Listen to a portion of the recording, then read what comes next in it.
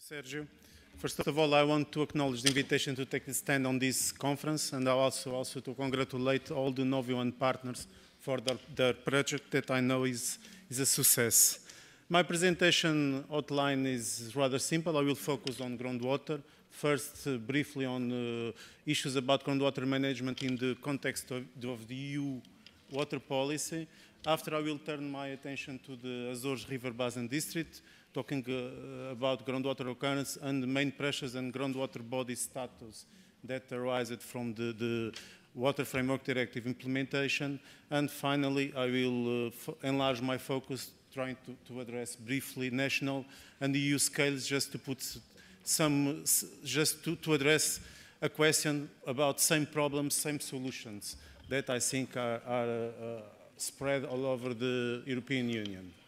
The first question that we can put is why manage groundwater? I think the answer is over there. This plot represents a proportion of groundwater in the context of the water abstraction in the EU member states and candidate members. And you can see that despite some range, because there are countries with 100% dependent of groundwater, there are countries in the half, like Portugal. There are countries like the major countries of EU, like France, Germany, Spain, Poland, UK, that are the groundwater abstraction is about 20% of the overall water abstraction, but nevertheless the values are always interesting and implies that we should protect and manage groundwater resources in the Union and the European Union, and also because and the Water Framework Directive has innovated something in that purpose, that groundwater also sustains ecosystems and has a close relation, obviously,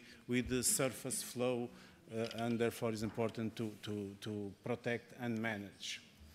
In this plot, I call your attention to several milestones in what concerns groundwater in the EU water policy context.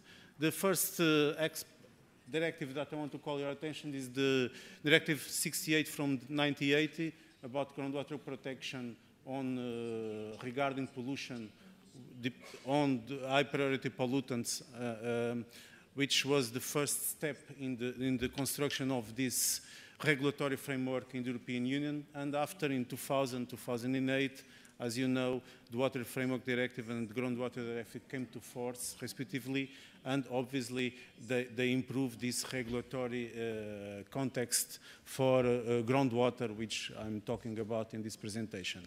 Obviously, these directives, and especially the Water Framework Directive, has many relations with other directives that focus also on groundwater, like the Nitrates Directive, Landfill Directive, Drinking Water Directive, and whatsoever, and is supported also by a large common implementation strategy effort, which makes a common ground for all the EU countries to develop their objectives in the context of the Water Framework Directive. And these objectives regarding groundwater are rather simple, but extremely demanding.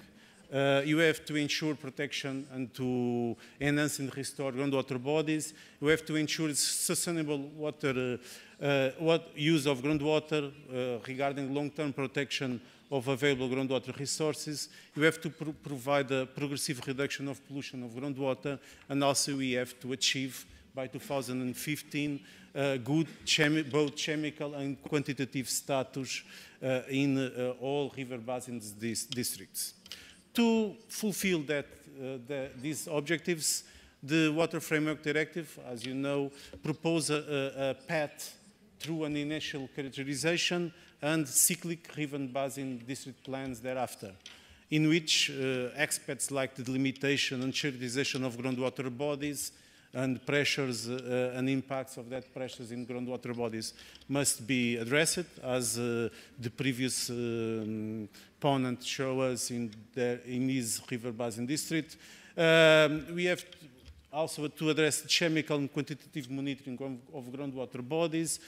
We have to identify and revert the significant and sustained upward trends on pollutant concentrations. You have to proceed to the registration of all protected areas associated to groundwater, and after to develop a set of measures, obviously, in the context of a broader river basin management plan to achieve the Water Framework Directive environmental objectives.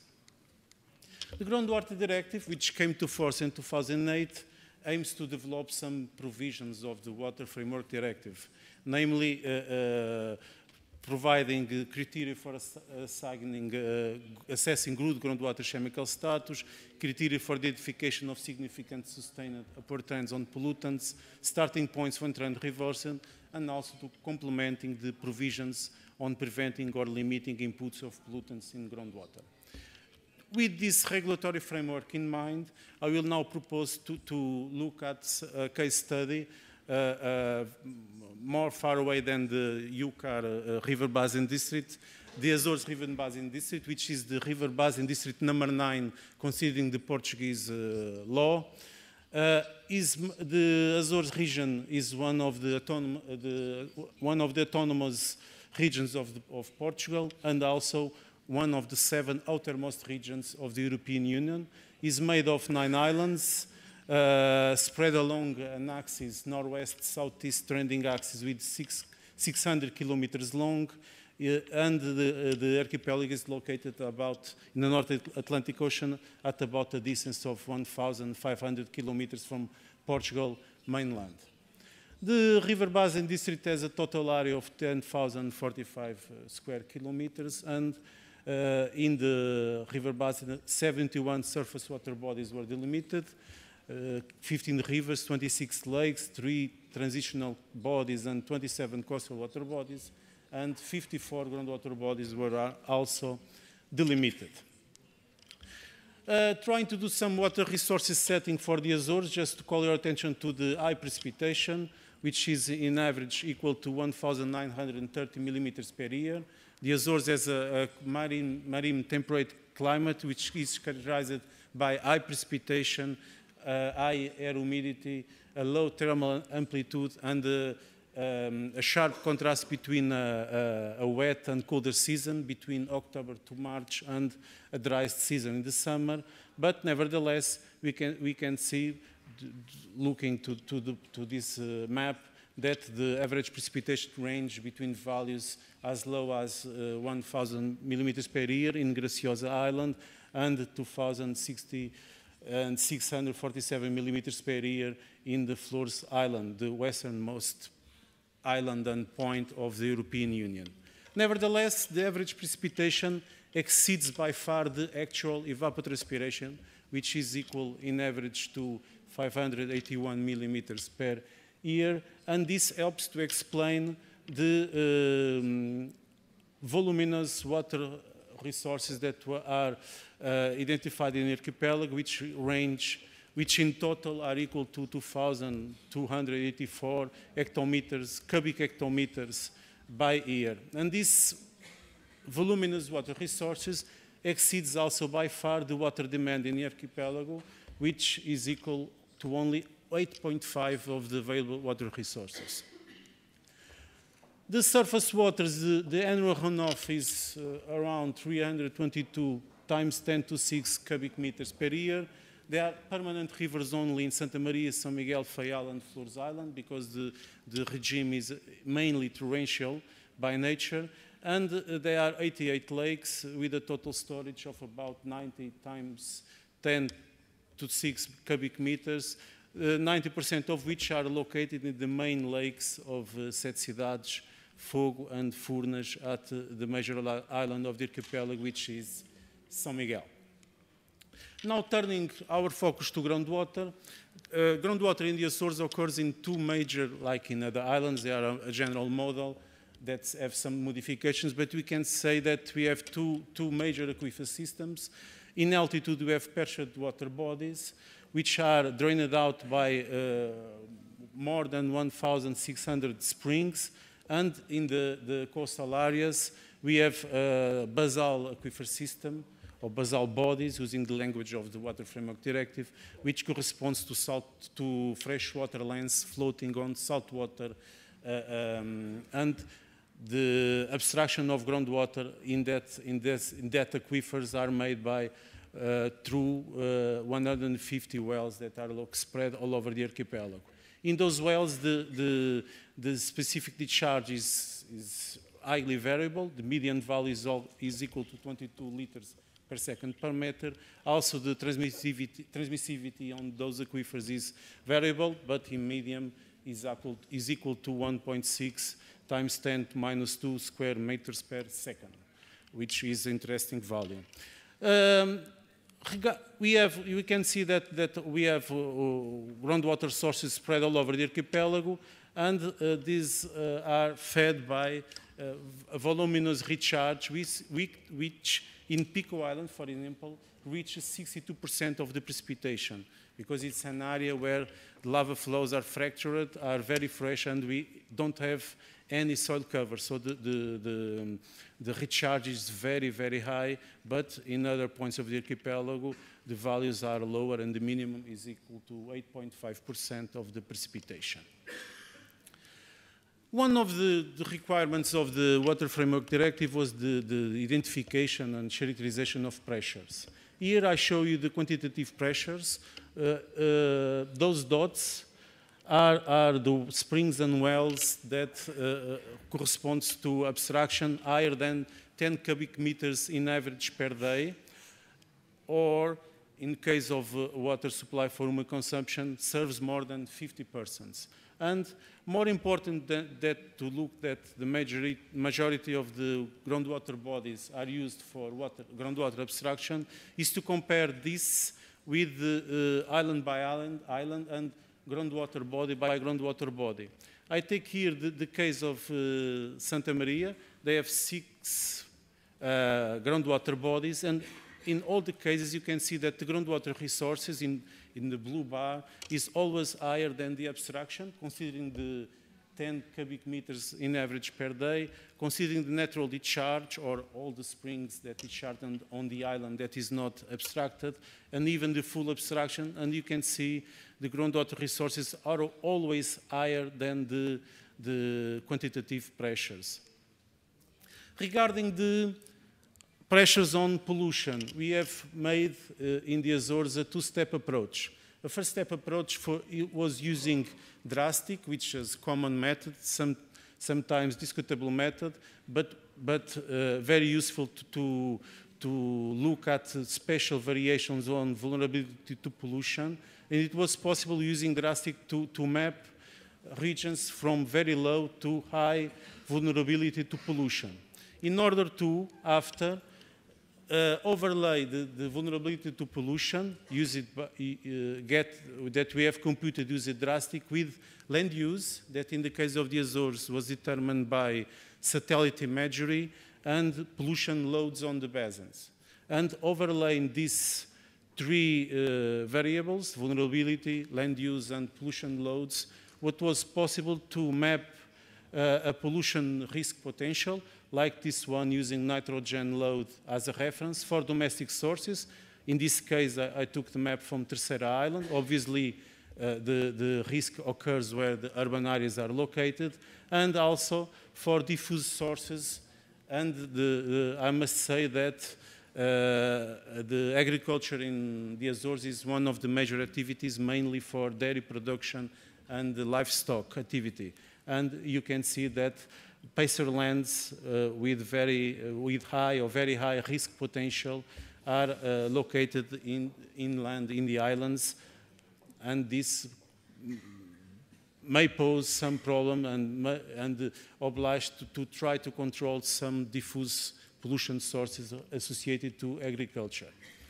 This method also was useful for varying the pollution loads, try to range from 3 scenarios, business scenarios, usual regression, economic regression and economic expansion, and try to look at the evolution of the area occupied by the very low to very high pollution risk indexes. And this is also important when overlaid with the recharge potential. You have mapped all the recharge potential in the islands with those variables that they are precipitation, evapotranspiration, land use, drainage density, geology and the slope. And for all the islands, we have maps like that with very low to very high recharge potential. And this is very important when overlaid with the risk potential in order to take measures, for example, in the land use restrictions for agriculture, for example. We have, as all the river basin districts, we have registered all our protected areas. The majority of the groundwater bodies are used for abstraction of groundwater for public consumption, and we have also located all the, in blue in this map, all the groundwater sources that are used for that purpose, and also the protection areas that were defined for each of these sources using the national law requirements on that subject. As islands, and in general in coastal islands, we have also to address the saltwater intrusion.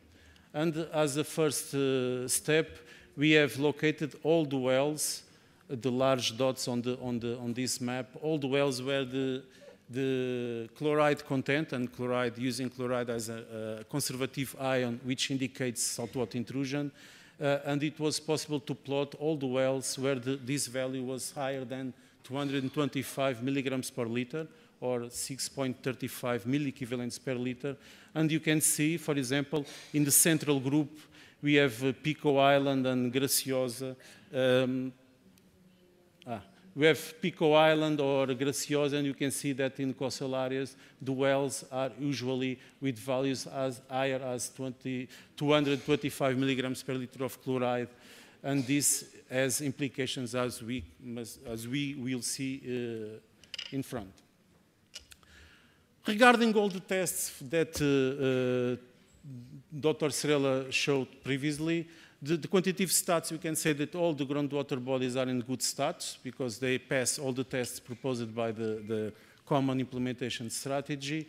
But regarding chemical stats, you can see that there are 3 water bodies in 54 or 7%, which are in poor status, mainly due to exceedances in chloride and in conductivity. And this is the result of the saltwater intrusion that I have show you a little brief ago.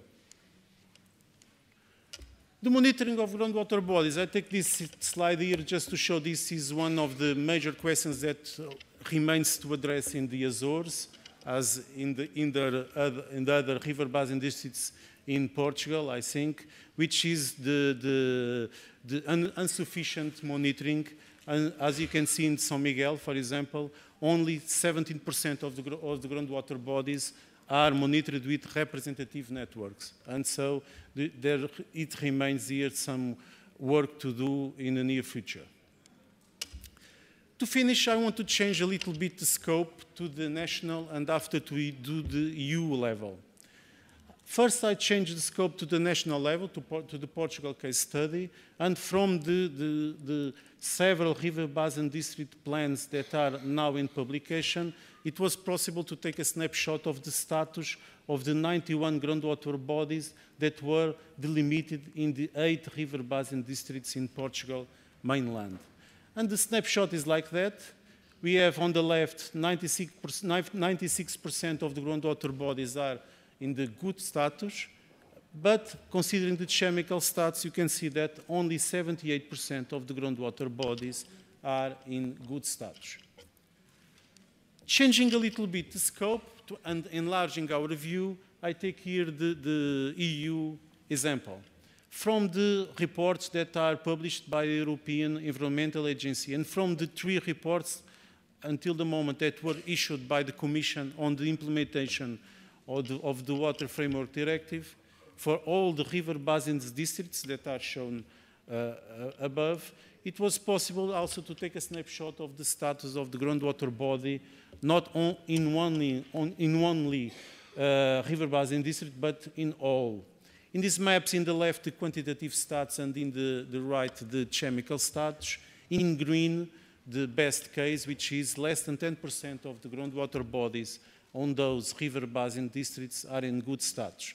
And you can see there are lots of problems spread all over the European Union, and we can address like that, like we did for, and see that in the European Union about 87% of the water bodies are in good stats regarding quantitative problems, and regarding chemical stats, about 80% are in good stats regarding this objective. And the main questions that are reported by the Commission in what regards quantitative stats is the over-abstraction, and what regards chemical stats is mainly problems associated to diffuse pollution due to agriculture and also pollution due to wastewater drainage. And concluding, I think from all the work done in the European Union, I think these are the common problems, the common ground that every country in the European Union addresses now.